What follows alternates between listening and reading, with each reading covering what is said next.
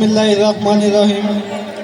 যেতে হবে বহুদূর, তাই সেরা বাদন, বিরহ ব্যথা তোর মনে বইছে হাসি আর কাঁদন।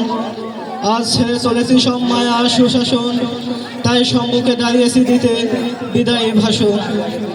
বৌদার আফতাবউদ্দিন কলেজ স্কুল কর্তৃক আয়োজিত এসএসসি 2025 ব্যাচের বিদায় উপলক্ষে আজকে অনুষ্ঠানে উপস্থিত সম্মানিত সভাপতি, প্রধান অতিথি, বিশেষ অতিথি, স্কুল ম্যানেজিং কমিটির সদস্য, অভিভাবকবৃন্দ, প্রিয় শিক্ষক মণ্ডলী, আমার সামনে উপস্থিত ছোট ও বড় ভাই বোনেরা, সকলকে জানাই আমার অন্তরস্থল থেকে সালাম, ভালোবাসা ও অভিনন্দন।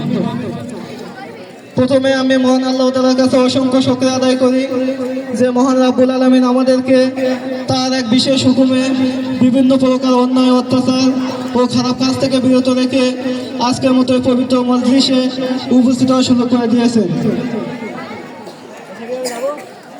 এই প্রতিষ্ঠান আমাদের শুধু পড়াশোনায় শেখায়নি, বরং আমাদের নৈতিকতা, মূল্যবোধ ও জীবনযুদ্ধের শিক্ষা দিয়েছে।